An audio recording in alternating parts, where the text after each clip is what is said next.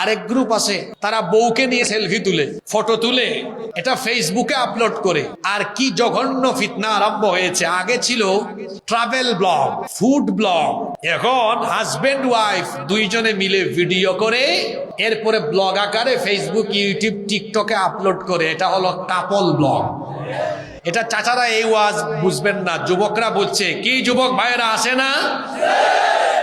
Like আর comment ভিক্ষা করে, সামান্য কয়েকটা লাইক, কমেন্ট, শেয়ার আর চ্যানেল বা ফেসবুক পেজ মনিটাইজ করে যারা কিছু ডলার কামানোর ধান্দায় নিজের বউকে এইরকম বেপরদা বানিয়ে সোশ্যাল মিডিয়া, ইউটিউবে, ফেসবুকে, ইন্টারনেটে ছেড়ে দিয়েছে, এই ব্যক্তি হলো পুরুষ নামে কলঙ্ক। সে হলো আসমানের নিচে জমিনের উপরে সবচাইতে বড় বেহায়া। সে হলো মানুষরূপী আস্ত একটা শয়তান। আমাদের অনেক ভাইয়েরা আছেন শয়তানকে খুব সুন্দর খুশি করেন। কিভাবে? তার বউকে একদম বেপরদা নিয়ে কবিরহাটে যায়, কোম্পানিগঞ্জে যায়, বসুরহাটে যায়। তারপর লোকজন দেখে, কই ভাই সাথীটা কে? কই চিনস না তোর ভাবি? একদম ওয়াও। সে বলে থ্যাংক ইউ।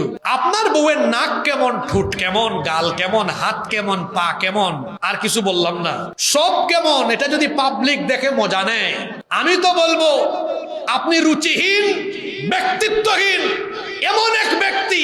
আপনি পুরুষ নামে কলঙ্ক। আপনার পুরুষত্ব আছে কিনা আমার সন্দেহ আছে। আপনার রুচি নাই, আপনি ব্যক্তিত্বহীন, আপনি কাপুরুষ, আপনি বেহায়া, আপনি বেশরম। বউ আপনার মজা নেই পাবলিক। আরে আপনার বউয়ের গাল কেমন, নাক কেমন, ঠোঁট কেমন, এটা যদি পাবলিকই জানে তো বউ তো আপনার সম্পদ থাকলো না। আপনি তো এই বউকে জনগণের সম্পদ বানিয়ে ফেলেছেন। বেহায়া পুরুষ আপনি, বেশরম, ব্যক্তিত্বহীন পুরুষ আপনি। কারণ সমাজে অশ্লীলতা, ফিতনা ছড়িয়ে দেওয়া, এটা ফেরেশতার কাজ না শয়তানের কাজ? তো ওরে মানুষ রূপী শয়তান বলে আমি কি খুব বড় কবিরা গুনাহ করে ফেলছে নাকি? অত শয়তানের ফিতনায় ডুব দিয়েছে। ও মুরিদ না, ও একদম আপগ্রেড ক্লাসের শয়তান। শয়তান তারে প্রমোশন দিয়া মুরিদ থেকে খেলাফতে অধিষ্ঠিত করেছে। কয় তুই আমার মুরিদ না, তুই আমার খলিফা, তুই আমার কি। যেমন একবার রমজান মাসে এক জায়গায় ওয়াজে আমাকে এক পাবলিক ধরছে। আমি একটা হাদিস বললাম, রমজান মাস আসলে, সামনে রমজান মাস আসতেছে না, আল্লাহ জান্নাতের দুয়ার খুলে দেন, জাহান্নামের দরজা বন্ধ করে দেন, শয়তানকে আল্লাহ শৃঙ্খলিত করেন। আমার তো ধরছে, শয়তানকে আল্লাহ যদি জেলেই আটকায় রাখেন, শৃঙ্খলিতই করেন, আপনি বলতে হবে রমজান মাসে শয়তানি হয় কেন? চিন্তা করছেন? প্রশ্ন তো ঠিকই আছে, শয়তানি হয় না রমজান মাসে? তখন আমি বললাম ভাই ওই যে মিনাল জিন্নাতি, আল্লাহ যেটারে শৃঙ্খলিত করেছেন ওটা তো জিন। কিন্তু এই জিন আবার কি করছে? জিন রূপী শয়তান তো মানুষ রূপী অনেক শয়তানকে মুরিদ বানিয়েছে, খলিফাও বানিয়েছে। সে জেলে গেলেও তার মুরিদ আর খলিফাদেরকে রেখে গিয়েছে। দেখেন নাই আমার দেশে জুলাই আগস্টে ছাত্র জনতার, বুঝেন নাই, ছাত্র জনতার ঐক্যবদ্ধ আন্দোলনে জালিমের গোষ্ঠী পালিয়ে গেলেও তাদের মুরিদরা এখনো দেশে আছে, যারা দেশকে অস্থিতিশীল করবার চেষ্টা করে। এদেশকে আর অস্থিতিশীল করার অপচেষ্টা করবেন না। কারণ যারা সুযোগ বুঝে হেলিকপ্টারে উঠে দৌড় মেরেছে, আগামীর বাংলাদেশকে কেউ যদি অস্থিতিশীল করার চেষ্টা করে, এদেশের মানুষ তাদেরকে আর হেলিকপ্টারে উঠার সুযোগও দিবে না। সম্মানিত ভাইয়েরা, কষ্ট হচ্ছে নাকি আপনাদের? তাহলে নিজের ঘরের বউ, নিজের মা বোনকে পর্দায় রাখার দায়িত্ব আমাদের আছে না নাই? একজন নারী বেপর্দা এমনি এমনি হয় না। যে ঘরের পুরুষ অসচেতন সেই ঘরের নারী বেপর্দা হয়। আমার দিকে তাকান যারা বিবাহিত, আপনার বউকে যদি বলেন, প্রথমে একটু আদর করে বলেন। প্রথমে আদর করে বলা দরকার, তাই না? প্রথমে শাসন করা ঠিক না। বউকে একটু সুন্দর করে বলেন, দেখো আমি তোমাকে অনেক ভালোবাসি, তুমি আমার জান প্রাণ, যা বলতে পারেন বলেন। তোমার কেউ যদি দেখে এটা আমার কলিজায় লাগে, দিলে লাগে। আগে শোনেন, ঠিক ঠিক আন্দাজি বললেন না, কিসের ঠিক আর বেটা। শোনেন আমি এভাবে কেন বলছি, আমার দিকে তাকান। নারীরা হলো প্রজাপতির মতো। কিসের মতো? প্রজাপতি। তাকে আস্তে ধরলে উড়ে যায় আর জুড়ে ধরলে মরে যায়। তো প্রথমে একটু ভালোবাসা দিয়ে বুঝান, সুন্দর করে গিয়ে বলেন এগুলো রসুলের সুন্নত। দেখেন আল্লাহ নবীর স্ত্রীর নাম, দেখেন নাম হলো আয়েশা। নবীজি আদর করে ডাকতেন আইশ, নামটাকে সংক্ষেপ করতেন। আবার কখনো কখনো ডাকতেন হুমাইরা।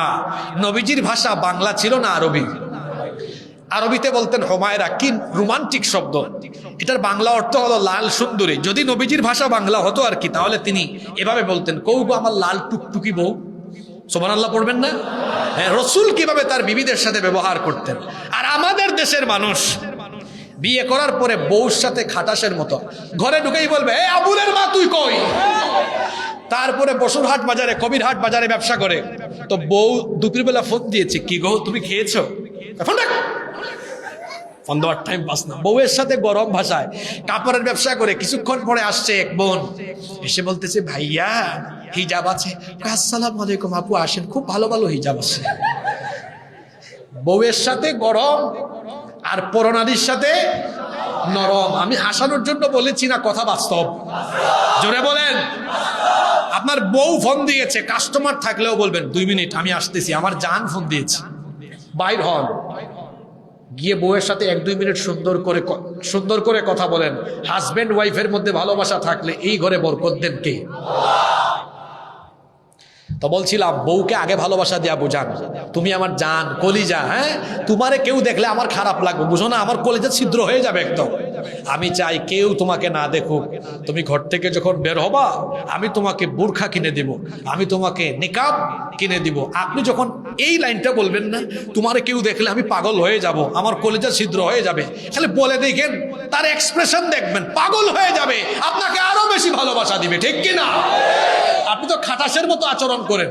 আর যারা বউয়ের সাথে বাজে আচরণ করে, এদের চেহারা দেখলে বোঝা যায় এদের চেহারা সুরত ভালো না, কারণ তরকারিতে লবণ মশলা তো ঠিক মতো লাগে না।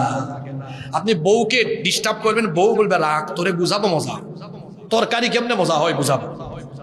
বউ বড় সেন্সিটিভ জায়গা, আমাদের মতো বহু হুজুর বউয়ের কাছে গিয়ে হয়ে যায় খেজুর। একবার ওমর রাদিয়াল্লাহু আনহু, ওমর মানুষ নরম না গরম? জোরে বলেন নরম না গরম? এক লোক গিয়েছে ওমর রাদিয়াল্লাহু আনহুর কাছে বিচার নিয়ে, রাতের বেলা গেছে, তার ওয়াইফের সাথে একটু কি হয়েছে, ঝামেলা হয়েছে। গিয়ে বাড়ির বাহির থেকে শুনেন ওমর রাদিয়াল্লাহু আনহুর স্ত্রীর সাথে তার কথাবার্তা চলতেছে। উনি আর বিচার দেয় নাই, চলে যাচ্ছে। ওমর রাদিয়াল্লাহু আনহু বললেন এই তুমি চলে যাচ্ছ কেন? আসছিলাম বিচার নিয়ে। তো বিচার দাও, চলে যাচ্ছ কেন? আপনারা কি বিচার দিব, আমি যে মামলার আসামি, আপনি কি মামলার আসামি? কি বলেন, আসেন এরকম? নিজেদের বিবিদের সাথে সুন্দর আচরণ করতেন সকল আম্বিয়া আলাইহিমুস সালাম।